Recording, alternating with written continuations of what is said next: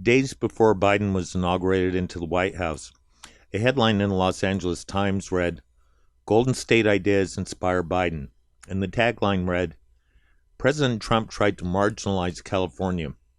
Under his successor, it's moving back into center stage." A little earlier on, Kamala Harris said the same thing. And this should terrify everybody in America. Perhaps Biden and Harris believe Americans still think of California as it was during the golden years of the state.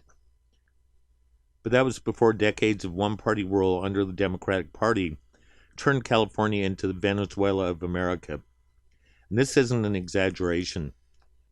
California is much more like a third world country than it is one of the 50 states. I'll start with some of the wonderful new housing projects going up all over Los Angeles. They're called homeless encampments. The homeless problem in Los Angeles dates back to about the 80s, which is the same time as California became a state completely run by the Democratic Party. And since the 80s, the party has had such a stranglehold on the state that it said California is under a one-party rule. There have not been enough Republicans in California to have any impact at all on legislation that's passed. At one point, the homeless were, for the most part, confined to an official district in downtown Los Angeles called Skid Row. Skid Row has continued to expand well beyond its boundaries. Homeless encampments have been springing up all over LA. California is now home to more unhoused people than the rest of the states in the nation combined. Skid Row has been the fastest growing housing development in Los Angeles, especially during 2020.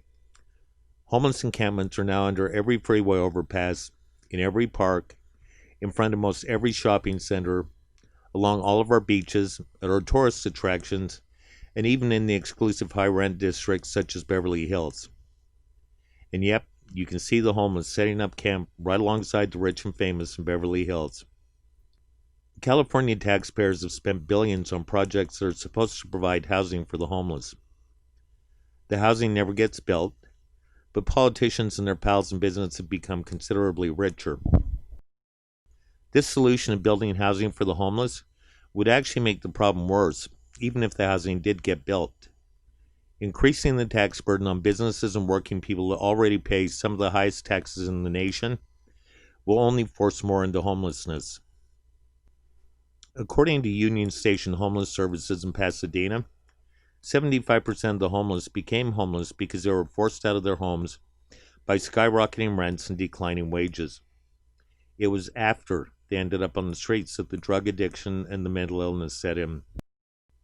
The homeless situation in California is so bad that tourists to California are now reporting how disturbing it is to step out of their expensive hotels and into a homeless encampment. This has become the talk in the international tourist publications, and they now recommend that you vacation elsewhere. The state that Biden and Harris want to pattern the rest of the United States up to is such a wonderful place to live that 60% of all California residents are looking for a way to leave. The cost of living here is at least 50% higher than in the rest of the nation. So are the businesses. California ranks as the second worst state to do business in. During the economic boom years of 2018 and 2019, almost 1,000 large businesses left California. Excessive taxes and extremely burdensome regulations simply make it too difficult to run a business here. In 2020, the exodus has continued. Major companies such as Tesla and Hewlett-Packard have announced that they're leaving California. California is also home to some of the most corrupt politicians in the nation. LA City Councilman Jose Huizar and several other councilmen were recently arrested by the FBI in an elaborate pay-to-pay scheme involving construction projects. This involved taking large bribes from Chinese companies and approving building projects for those who paid that worsened the availability of affordable housing in Los Angeles. California Governor Gavin Newsom has been caught in so much corruption and double standards that a bipartisan effort to recall him has reached over 1.2 million signatures. California's housing costs are 88% higher than the national average. California gas prices are nearly double the national average. The cost of living in California is so high that you need to earn $136,000 annually if you rent, and $150,000 annually if you own your own home in order to live comfortably. Yet the average income for an individual in California is just $31,000 a year. I think that makes it clear why we see so many tents on the streets.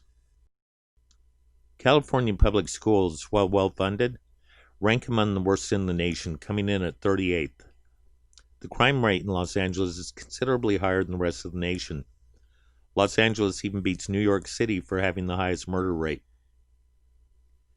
In a nationwide report by McKinsey and Company, California ranked last in the overall quality of life. And from the footage that you've seen while I've been talking, you can see just how bad it's become. So America, consider yourself warned. This is what Biden and Harris promised to bring the rest of the nation. And they knew exactly what they were talking about when they promised it.